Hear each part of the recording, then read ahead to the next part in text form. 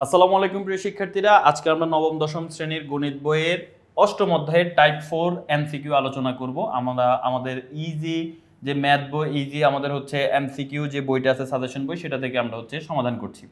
So এখানে প্রথম MCQ যেটা, বৃত্তের একটি বিন্দুতে কয়টি স্পর্শক আঁকা সম্ভব। দেখো এখানে যদি একটা বৃত্ত আঁকি, বৃত্তের একটা বিন্দুতে সর্বোচ্চ একটা স্পর্শক আঁকা সম্ভব, তার মানে এটার অ্যান্সার হচ্ছে একটি। পরবর্তী প্রশ্ন, ও কেন্দ্র বিশিষ্ট বৃত্তে ও এ একটি ব্যাসার্ধ এই বিন্দুতে কয়টি স্পর্শক আঁকা যায়। দেখো ও এ যদি একটা মনে করে, এই যে ও কেন্দ্র বিশিষ্ট একটা বৃত্তে, ও কেন্দ্র বিশিষ্ট বৃত্তে এটা যদি এ হয়, ও এ একটা ব্যাসার্ধ, তাহলে এই বিন্দুতে কয়টা স্পর্শক? একই অ্যান্সার, একটা স্পর্শক। একটা বিন্দুতে একটা স্পর্শক আঁকা যায়। ওকে, পরবর্তী প্রশ্ন, বৃত্তের বহিস্থ কোনো বিন্দু থেকে ওই বৃত্তের সর্বোচ্চ কয়টি স্পর্শক আঁকা যাবে। দেখো বৃত্তের বহিস্থ বিন্দু বলতে বোঝায় এই বৃত্তের বাহিরে একটা বিন্দু নিলাম, এই বিন্দু থেকে কয়টা স্পর্শক আঁকা যাবে? দুইটা। একটা হচ্ছে এই যে এইদিকে একটা স্পর্শক, এইদিকে একটা স্পর্শক, দুইটা স্পর্শক আঁকা যাবে। অ্যান্সার হবে কি? দুইটি। পরবর্তীতে, দুইটি বৃত্ত পরস্পরকে ছেদ করলে তাদের মধ্যে সর্বোচ্চ কয়টি সাধারণ স্পর্শক থাকে। দেখো এটা হচ্ছে একটা বৃত্ত, এটা হচ্ছে আরেকটা বৃত্ত, এই দুইটা বৃত্ত পরস্পরকে যদি ছেদ করে তাহলে সর্বোচ্চ কয়টি সাধারণ স্পর্শক। সাধারণ স্পর্শক মানে এমন একটা স্পর্শক যেটা দুইটা বৃত্তের স্পর্শক। এরকম কয়টি স্পর্শক আঁকা যাবে? দুইটি। কিভাবে? এই যে এটা হচ্ছে একটা, এটা হচ্ছে একটা। দেখো এই স্পর্শকটা দুইটা বৃত্তের স্পর্শক, এটাও দুইটা বৃত্তের স্পর্শক। তো দুইটা বৃত্ত পরস্পরকে ছেদ করলে তাদের মধ্যে সর্বোচ্চ কয়টি সাধারণ স্পর্শক থাকবে? দুইটি।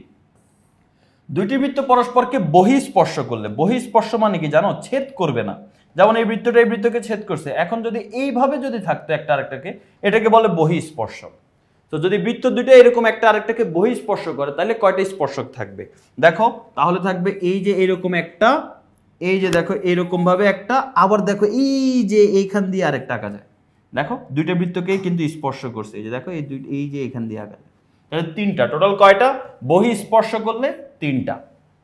আচ্ছা, আর যদি এমন হয় যে দুইটা বৃত্তে সর্বোচ্চ কয়টি সাধারণ স্পর্শক আঁকা যাবে। দুইটা বৃত্ত বলতে বোঝায় এই যে একটা বৃত্ত, এই যে একটা বৃত্ত, কোনো ছেদ করে নেই, কিছু করে নেই, এইভাবে পাশাপাশি আছে, তাহলে কয়টা সাধারণ স্পর্শক আঁকা যাবে?